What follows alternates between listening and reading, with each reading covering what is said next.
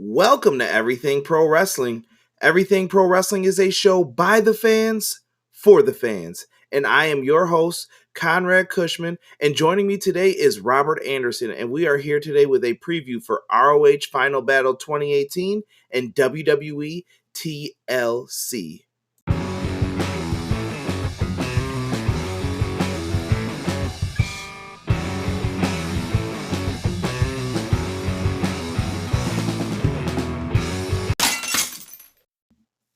Welcome to episode 35 of the Everything Pro Wrestling podcast. I am joined here today with Robert Anderson, and we are going to preview Ring of Honor Final Battle 2018 and WWE TLC 2018. We're going to break down all the matches and also give our predictions for the show. But before we do that, you're probably wondering, well, if you're going to preview the shows, where can I go to watch the reviews? And that's on our YouTube channel. So make sure you go on to YouTube. You can type in Everything Pro Wrestling, and there's a link in the description box. Make sure you give us a subscribe, and you can catch up on all the content for EPW. We also have a Twitter handle at EPW Show. Give us a follow in there. And we have both the official page on Facebook and our private group on Facebook. Join us and talk some pro wrestling. But first, let's get into Ring of Honor Final Battle 2018. Ring of Honor Final Battle 2018. It's going to take place Friday, December 14th at 8 p.m. Eastern Standard Time. The place where it's happening, the Manhattan Center Hammerstein Ballroom, a place of many historic wrestling events, from the first ever Raw to One Night Stand to so many classic ROH events. Now, how can you watch it? You can watch it on pay-per-view, Honor Club, and Fight TV. Robert, enough of the salesmanship for this. Let's get right into the card here. The first match that I have up was just announced today, and this is all being recorded before SmackDown Live, and it is 4:54 p.m. We have Kenny King versus Eli Isom. Robert, what do you think? I'm not too familiar with Eli Isom, so I got Kenny King winning this. Looks like it should be a layup for him. Yeah, well, Kenny King, you talk a lot of garbage to me when you're here at the live events, which I appreciate. But I'm going to go with Eli Isom. Now, I watched a video on who this guy was. He's training currently at the Ring of Honor dojo, and he had a nice video about his mom and why he started wrestling. And I guess his mother passed away before she could see him actually have his first big match. So there's kind of an emotional story behind that, and I would like to think Ring of Honor will put him over, but at the same time, you got to think maybe they're going to make him earn his stripes a little bit. I got Eli Isom for the win, just to be different on this one. I respect it. Yeah. Next matchup, we have Zack Sabre Jr. versus Jonathan Gresham.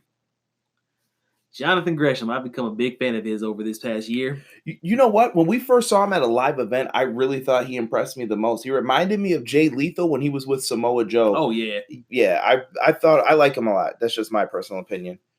But he's taking on Zack Sabre Jr. That's going to be a test. I got Zack Sabre Jr. going over. I got Zack Sabre Jr. in this one as well, with all due respect. Jonathan Gresham is still cutting his teeth in Ring of Honor. He's trying to get to that spot, and I think he will get there eventually. But Zack Sabre Jr., with the big show coming up with New Japan and Ring of Honor, I 100% can see how they'd have to put him over, because he's kind of from the New Japan, but he's not. He's kind of all over the place too, Zack Sabre Jr. Yeah. Either way, I still got him folding John Gresham up. Now we go to match number 3. We have Matt Taven representing the Kingdom versus Dalton Castle. I'll let you talk on this one first. All right. So the Kingdom have been terrorizing Dalton Castle and the boys for the better part of this year. That being said, I still got Matt Taven winning. I think Dalton Castle's still hurt. He's been wearing that back brace for a while. And I feel like you can further the story even more. I got Taven going.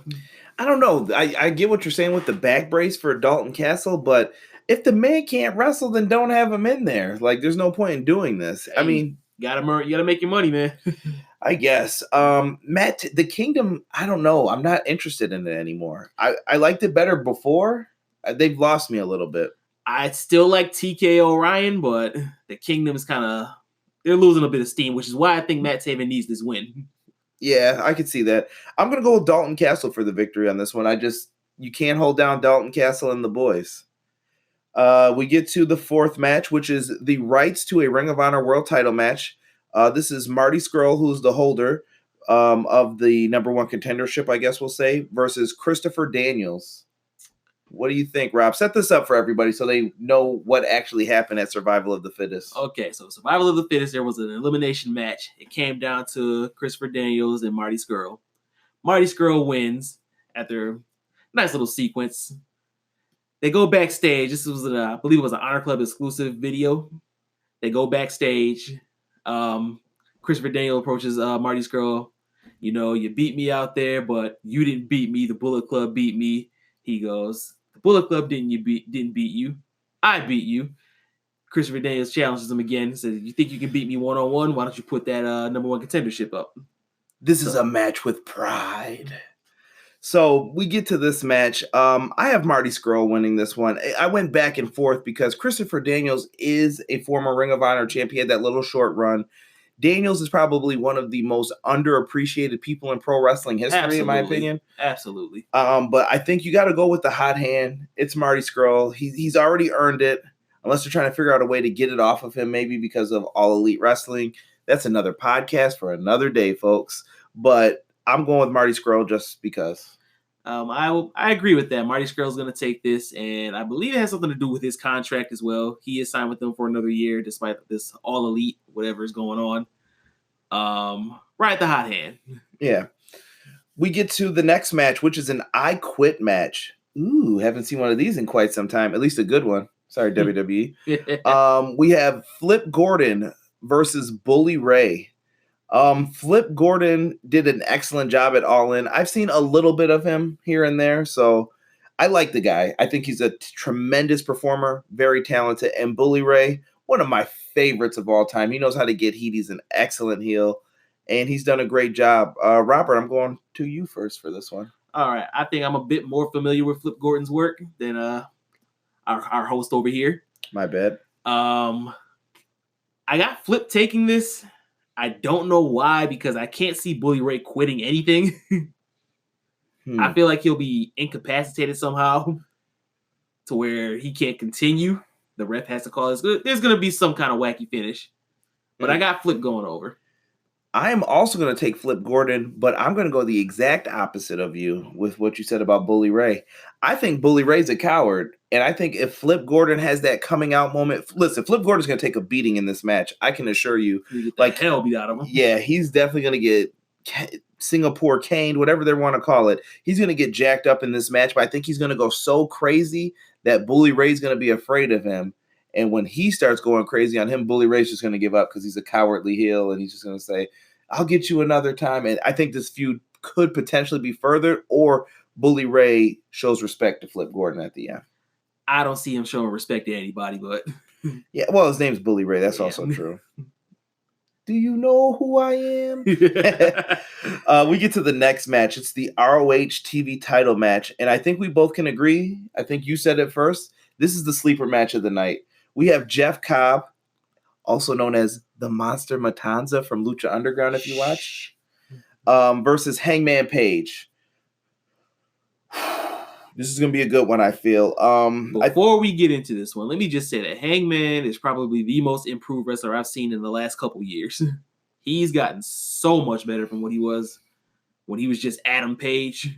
Yeah, he's gotten much better. And he was the fifth wheel in Bullet Club. He's come out on his own. Yeah, I'm very happy for him. He's done a great job. Jeff Cobb, though, I think is someone who is not appreciated enough in the wrestling business. I don't hear enough people talking about him. This dude is tremendous. He is big and at the same time very athletic, and he can do anything that you ask him to do. Jeff Cobb's my prediction and what I think is going to be a hell of a match, period. Going back to what you said with Jeff Cobb, I feel like he works, I don't want to say too many places, but he's in a lot of places at the same time, and I feel like it's hard for him to establish himself as, like, you know, Jeff Cobb, the mainstay. He's not around long enough to, I don't know what I'm trying to say, but I think I get what you're saying. So he's not in a main spot, but I feel that wrestling today, a lot of these guys aren't. Look at what Cody's doing. Look at Zack Sabre Jr. we mentioned. So many guys are jumping to different organizations, and I like that a little bit because, oh crap, Cody Rhodes is here now, and it just kind of gives you that quick reset, quick freshness to it. And Jeff Cobb's one of those guys. He's a player in that, and I 100% respect that. All right, now that being said, I am going with Jeff Cobb as well. It's going to be a hell of a match. I'm really looking forward to this one. Yeah, someone's going to have to go on a tour of the islands. We get to the ROH World Tag Title match, a.k.a. Ladder Wars. Ooh. We have SCU, Scorpio Sky, and Frankie Kazarian versus the Young Bucks versus the Briscoes. Robert, just talk, man. I got nothing. This is going to be crazy. This will be pure carnage. I'm expecting some pure savagery out of the Briscoes. I'm expecting some crazy spots out of the Bucks. I'm expecting it's gonna be wild. They're gonna come up with some crazy spots for these ladder matches. The Young Bucks are so athletically gifted that now I think they save themselves for these kinds of matches. The Briscoes, the longest established tag team out of anybody. I can't think of any. They've been a team since 2002, I believe, right? Probably longer than that. Right. Brothers who have always teamed up, and I'm happy to see them together once again. And they've had like separate singles careers as well, but the Briscoes are just a team that's established. But let's not discredit SCU. I think SCU has a lot riding on this. They've been doing a great job. I think they're over as well. And way over. They've done a great job. And I like Kazarian and Scorpio Sky as a team. Scorpio Sky, he went from being just another guy that was on a roster. He's another one that's coming to his own over this past year. A lot of that, I think, you can credit that to being the elite with the whole SCU thing. Their skits on there. It gets over with people. I like it. Kazarian is Kazarian. We know what he's capable of. Yeah, he's been great since TNA days. Even WWE, but people probably don't even realize that. Robert, who's your prediction for this Ladder Wars match? For me, I'm going with the Briscoes. All right, I'm taking Scorpio Sky and Frankie Kazarian to retain. I think they need this victory to establish themselves in that upper echelon of the tag teams. That's just my opinion. I mean, the Bucks are established, and a lot of us aren't picking the Bucks and everyone else just because of the rumors and stuff. And I guess we'll get into that with the last match. So, yeah, that's it. Why the Briscoes for you? I just feel like the Ladder War kind of plays into their tactics. They're going to beat the hell out of both of these guys or both of these teams. Yeah. And I feel like it's going to be a bit much with Matt Jackson's quote-unquote back injury. I just feel like it'll be too much for them to overcome. I'm with you on that. We get to a Ring of Honor Women of Honor Championship 4-corner survival match. We have Sumie Sakai versus Sakai. Oh, I'm sorry. Sake. My apologies. Versus Madison Rayne versus Karen Q versus Kelly Klein. I don't know what Madison Rayne does to get these opportunities. I'm sure she's a wonderful person. She does nothing for me in the ring. Madison Rayne is okay. I don't know how she's in the spot. Maybe she's filling in for Emma. Maybe that's supposed to be Emma since she got injured. Karen Q, I have not seen in full-blown action yet besides clips. And I have seen Kelly Klein wrestle, and I wasn't super impressed when we were in person. We went to the Global Wars event in Buffalo. Not really that impressed. So, Sumie, is it Sakai? Sakai. Okay. Sumie Sakai, I apologize. I'm not the greatest with the name sometimes. Sumie Sakai is my prediction for the win. I think she's going to retain the championship. She's been an amazing champion thus far. She's had that belt since WrestleMania weekend, and I don't see it stopping. I don't see a reason for it to stop right now. Same. And we get to the main event, which I predict will be an actual main event style match. We're going to have for the ROH title, Jay Lethal defending the title versus Cody Rhodes. Now, the backstory to this match is Cody is leaving. This is his last obligated appearance for Ring of Honor. He is challenging for the world title, and he says he's going to take the belt all around the world with him wherever he goes. And Jay Lethal is the mainstay of Ring of Honor. He's the guy who didn't leave when we all thought a couple years ago he was going to leave and go with Triple H down to NXT. The ace. That's right. Jay Lethal has told a tremendous story, but he's been the backbone of ROH, and I think he deserves that title right now. Rob, what do you got for this one? I got Jay Lethal. For all the reasons you just said. He's the mainstay. He's the guy. He's the one that's been shouldering this entire company pretty much for the better part of the last 3-4 years. Yeah, and we got Cody Rhodes, and there's all these rumors of All Elite Wrestling. And as you guys can tell, we didn't pick Cody, the Young Bucks, Hangman Page, or any of them to win because of these rumors.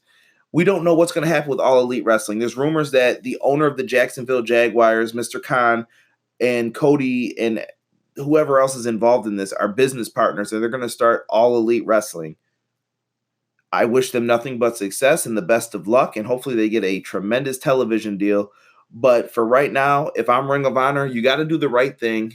And I think you keep the title on Jay Lethal. And I think Cody and them could have a hot angle at the end and potentially come back for that WrestleMania weekend show at the Madison Square Garden. I can't disagree with any of that. All right, guys. Well, we're going to get a word from our sponsor here, and that's going to be Everything College Basketball. Make sure you guys listen up so you can figure out how to join Everything College Basketball. And when we come back, we will be back with our WWE TLC preview. Go Jayhawks.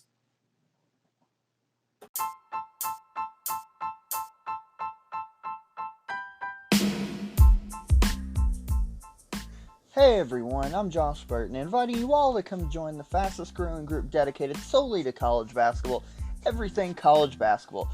Just go to Facebook and in the search bar type in Everything College Basketball. Once you've joined, feel free to begin chatting with other diehard college hoops nuts like yourselves.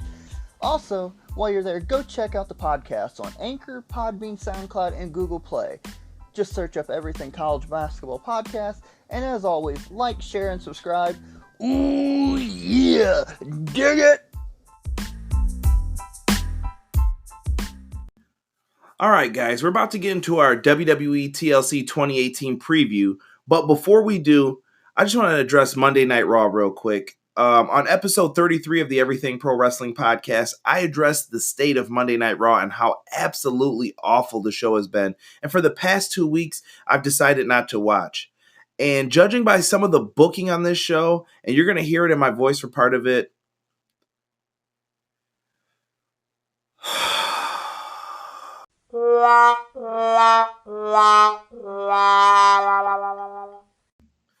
not going to lie, guys, that sound effect is my actual thoughts on Monday Night Raw. Hopefully they can get me interested in the product again. I know that Seth Rollins came out and spoke as the fans, but I still want to see real change. So it's going to take some time for me to be committed to Monday Night Raw once again. Robert, any quick thoughts on that before we get into this preview? I've been watching it in segments and everything I've seen. You got to do better. You got to do better. If you knew better, you do better. Let's get into TLC, guys. The first match we're going to talk about is a tables match with Natalya versus Ruby Riott. Two females who I know can wrestle. They can actually both deliver in that ring, guaranteed. And Ruby Riott's not too bad on the microphone. This story has everything that you can ask for. We got playing on recent deaths, bullying, crying, I feel like mischief, destruction of property. This is ridiculous. Last night on Raw, there was a segment. Natalya came out, and she's been doing exactly what Ruby Riott has been accusing her of, playing off of that Hart name. You know, people think it was easy because I was a Hart, but I had to live through the Montreal screw job. I had to live through my Uncle Brett punching out the boss. Yeah, wham. Yeah, exactly. Ruby Riott comes out. There you go again, playing off of that name. She brings out a table that was turned around so you can see like the back with the legs and everything, all right? Goes on, blah, blah, blah. She turns the table around. There's this big, like, what do they call those things? Those big stickers? The airheads. Jim Neidhart was on the table. She told Natalya, I'm going to put you through this table, and after I do that, you'll be closer with your dad than you ever were. What are you doing? I mean, don't get me wrong. I don't care about this whole play on a death thing. As long as the performers are cool with it, I don't care. Do what you got to do. But this is This is just tacky. I'm predicting Natalya to win this match. I got nothing to say after that. You handled that very well. I mean, Natalya should win to end this whole thing, but I got Ruby Riott winning with the assistance from Liv Morgan and Sarah Logan. Shaking my head. Who's gonna help Natalya? Both of her comrades are busy. Maybe Ember Moon. Well, we get into that match to an even better match. It's the Mixed Match Challenge Finals. Now, I hope this is the pre-show match, in all honesty, but we have some screwed up teams from the beginning of this. I can't follow the storyline. It's like Mission Impossible to figure out who the hell was with who is tag teams.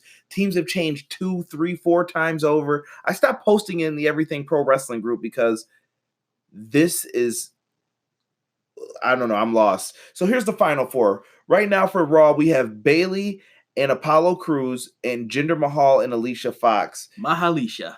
Versus the SmackDown crew, which is Carmella and R-Truth and Miz and Asuka. Team Asuka versus the Fabulous Truth, I believe. Oh, no, what was it? Was it Asuka or is it Awesome or something? Asuka, whatever. Asuka, whatever. Who cares? Who cares is correct. I wish I could make that my choice, but unfortunately, the people expect a prediction from me. In this one, I'm going to take Bayley and Cruz just because they seem like the least annoying of the groups here. Miz is in some weird purgatory state. Asuka is on a roll right now, and I don't want them to screw her up. We also have Carmella and R-Truth. Listen, I'm happy that R-Truth's getting a spot. He deserves it. Carmella, I'm still like, this is the spot you should have been in before you even got that SmackDown Live women's title run. I'm a fan of Carmella. And what I just said for Carmella, exact same thing goes to Jinder Mahal. You should have never been the WWE champ. I'm always going to say that. And Alicia Fox is Alicia Fox. She's whatever. She's kept the job this long, man. Yeah. And Bayley and Cruz just seem like they're the good type of people to be in the number 30 spot and lose. So that's Damn, it. dude. I'm just saying. Now, hopefully something of this comes for Apollo Crews. I like the guy. He's a great wrestler. He's not a good sports entertainer. You know what? I don't think he's bad. I think he should have stayed on NXT longer. Absolutely. And we're traveling down the rabbit hole with this. So yeah. Bayley and Cruz is my pick. I agree with that. We get to the next match, which is a potential sleeper match. It's for the WWE Cruiserweight Championship. We have Cedric Alexander versus Buddy Murphy. Now, this has been a tremendous match, and this feud has been going on for most of the year, I would say. And hopefully next week when we talk about some match of the year candidates, you'll see these guys' names pop up on it. There's nothing really to say about this other than Buddy Murphy's the man right now, and Cedric Alexander has had a long run with the belt, and I don't think he needs it back right now. Let Buddy Murphy ride high, in my opinion. I got Buddy Murphy as well. You know they're going to deliver. Yeah. Buddy Murphy has been tremendous. I just hope that they don't put this on the pre-show. If they do, I'm not going to cry about it, but these guys deserve to be on the main card, in my opinion. We get to a ladder match with a guitar above the ring. This is a glorified guitar on a pole match without the pole. Let's not gloss over that. Or Vince Russo. So we're going to have Elias versus Bobby Lashley with Lio Rush. Robert set it up for us, man. So, apparently, according to Elias, Lio Rush is a child who should stay out of grown folks' business. What are they doing? Bobby Lashley's coming out showing off his glutes. Elias is insulting one city to big up another, and you're supposed to be a face now, so apparently LA is a trash heap compared to San Diego. Someone's getting a guitar broken over their head. Didn't they learn from Jeff Jarrett? How many guitars did he break and how many dimes did he draw? Oh, that's bad. Okay, you want to talk about bad? This is Raw we're talking about. They're not at the point of breaking guitars over Beetlejuice, I don't think, but they're trying. So in this match, I got Elias winning. I don't know why. I'm just going to predict that he wins. If he loses, though, I'm going to call that he gets revenge on Lio Rush, though, for everything that has happened, at least since the beginning when I was watching it before I stopped. I don't know what happened on Raw, but whatever. So who do you take for this match? They both need a win. but I got Bobby Lashley winning through shenanigans. Maybe Leo Rush grabs the guitar down or something like that without the ref seeing because it's his WWE. This is so true. I got Bobby Lashley winning. The next match I want to talk about is going to be the WWE title match. We have the phenomenal one, AJ Styles versus eco-friendly Daniel Bryan, I guess we'll call him. He just wants to save the world, man. That's right. Heel Daniel Bryan has been tremendous in my opinion. It's working. And he has said one thing that I often say about wrestling fans. When people boo Roman Reigns one year, then they cheer him another year, then they hate him all over again. Fickle. Don't be fickle towards some of your favorite wrestlers. You got a guy, stick with him.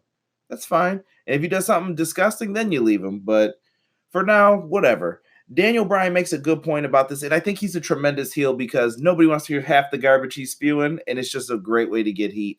I got Daniel Bryan winning this. It's too early for AJ to get the belt back. He's going to have to climb his way back up to the mountaintop.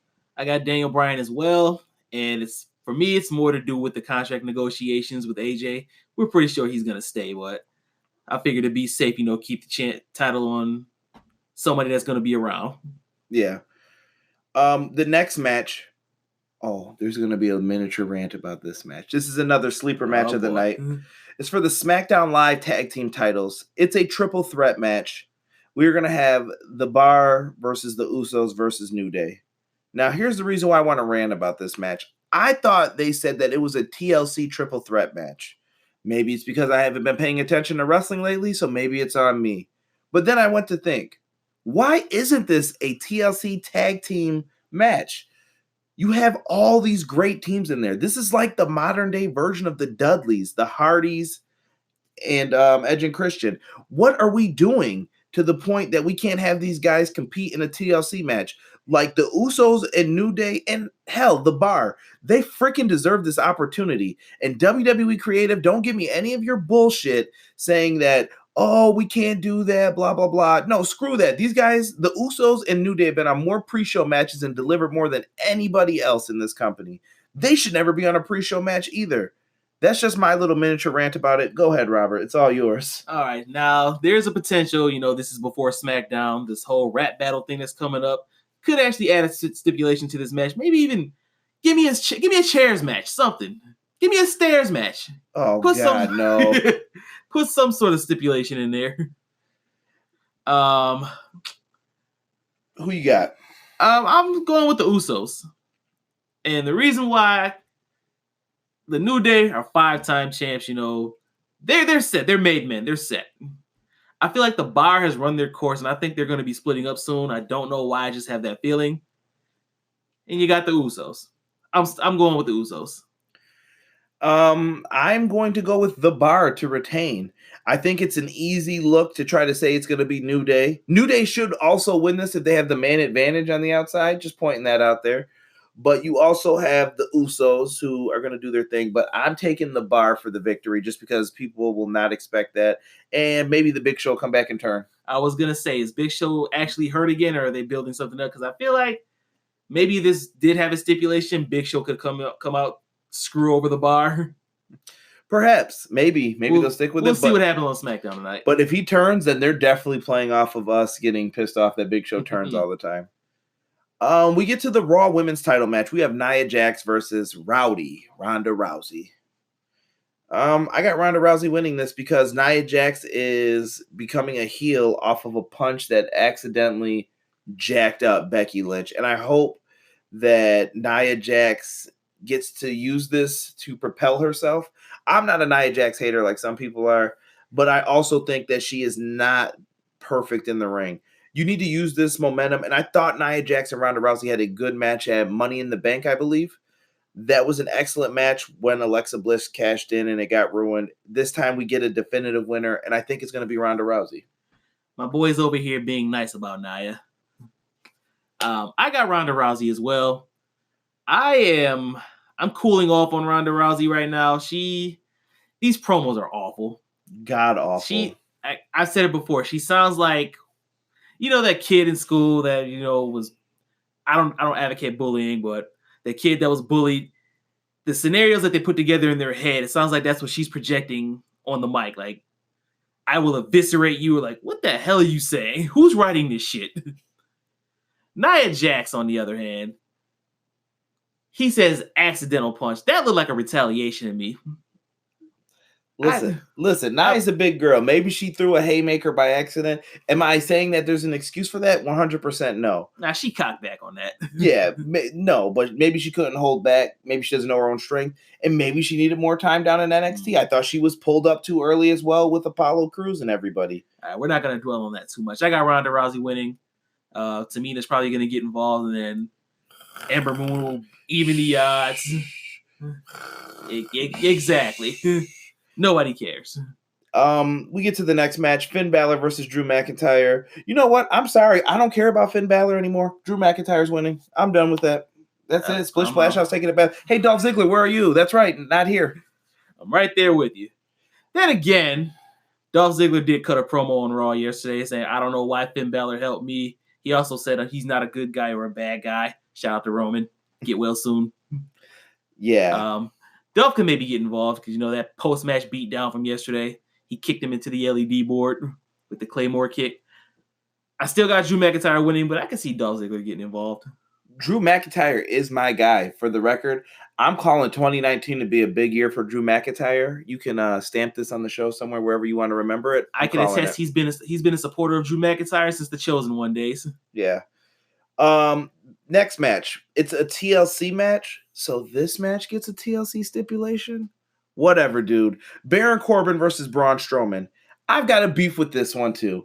Why is Baron Corbin going to be subjected to being squashed for someone who's injured in Braun Strowman? You know that this is going to be a squash match, guys. I don't even have to ask Robert what his prediction is because I know that if you don't pick Braun Strowman, you're crazy, bro. Baron Corbin can't pick him up, number one, for the end of days. Number two, Braun Strowman is one of their potential guys who are being groomed to be the man. So what's going to happen in this one? Braun's going to come out, raw, smash Baron Corbin. He's going to look like a fool. He didn't get his full-time Raw GM position because that's the stipulation, and Braun's going to get his Universal title match against Brock Lesnar at the Rumble. And guess what, Braun? If you lose that match, I'm done with you too, just like Dolph Ziggler. I'm finished because I'm tired of you getting title shots and then you blow it. Done. Your turn. All right. So I feel like Braun Strowman hasn't healed up quick enough for this match. I don't think he's going to be there. I do have work with me with this one. I got Bray Wyatt taking his place. And the reason I say this is, if you follow Bray Wyatt and Matt Hardy for some reason on Twitter, have been talking about the state of Raw, who's running it. Maybe they need to come in and make some change. Bray Wyatt says he supports that. Bray Wyatt has a history with Braun Strowman. I can see him coming in and taking the place. If not Bray Wyatt, maybe Kurt Angle. But I got Bray Wyatt coming in, and I got him beating Baron Corbin. And it should be a decent match. They got all the toys they can play with. Either way, Baron Corbin's not going to win this. I agree with that. Do you think Baron Corbin's doing a bad job? Mad little sidebar rant here about Baron Corbin. What do you think of Baron Corbin in the state he's in right now? Don't say he looks like a Fridays person, please.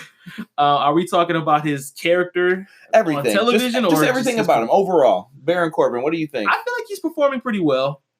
The role that he's in, I don't like seeing him in the ring. I like his little smarmy backstage dickhead persona. Yeah, that is what I would expect from Baron Corbin, though. Baron Corbin's better as kind of like the bully. I'm better than everybody. Why do I have to do this? This is garbage. I like that Baron Corbin.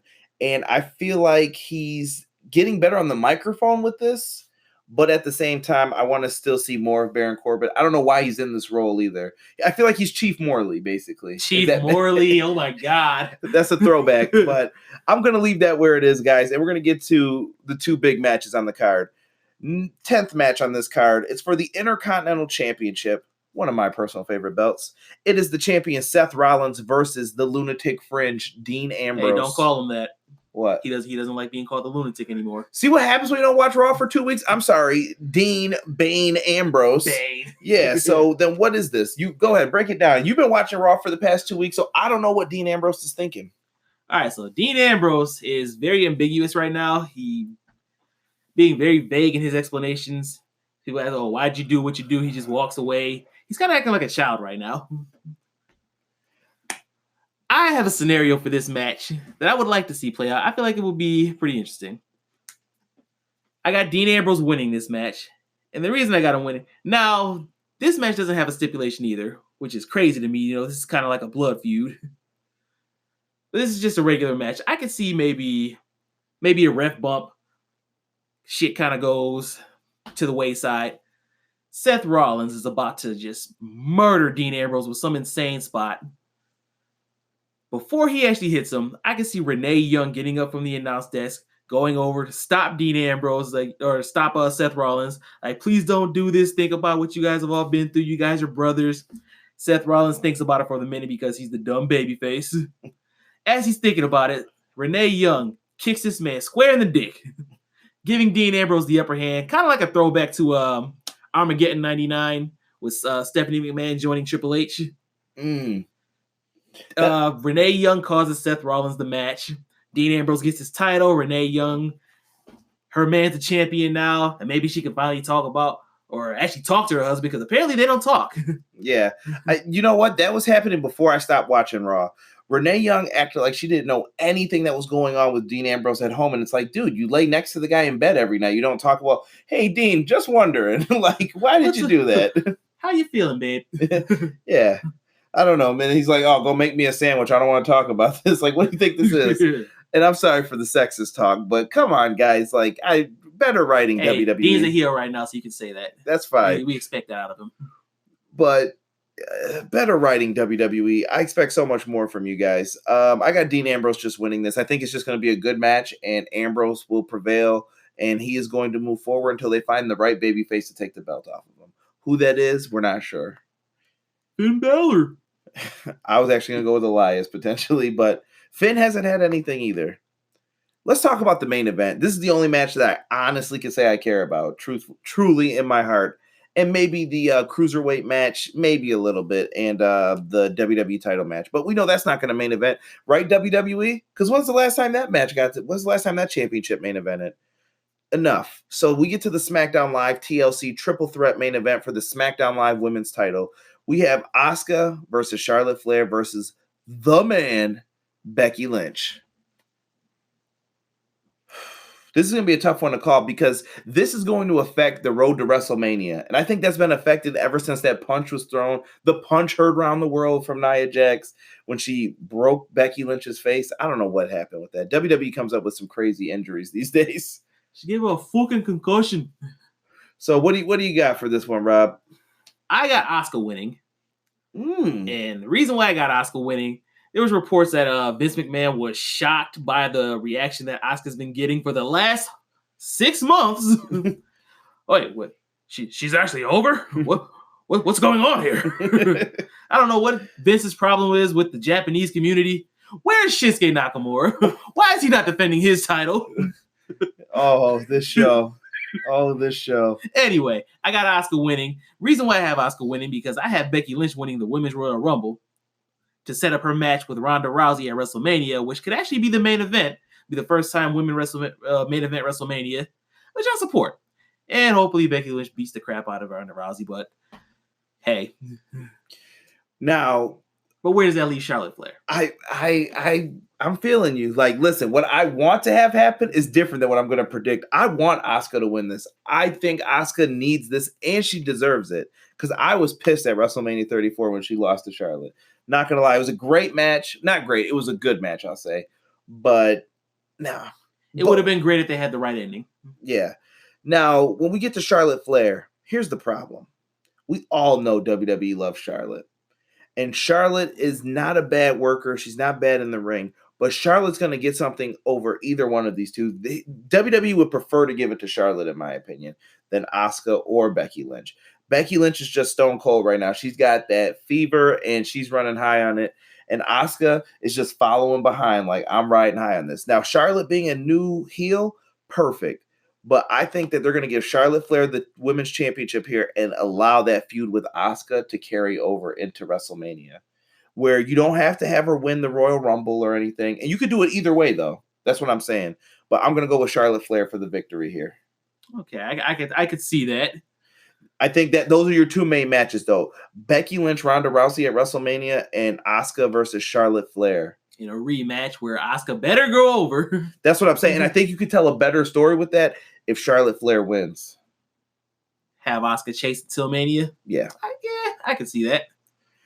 So that's what I got for this match. Anything else you want to add to the overall show here, Rob? Oh, man. This is going to be...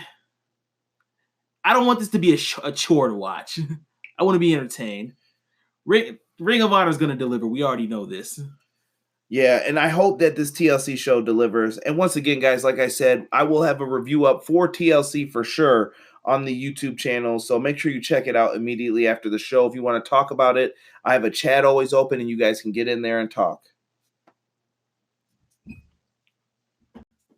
Thank you for listening to episode 35 of the Everything Pro Wrestling podcast.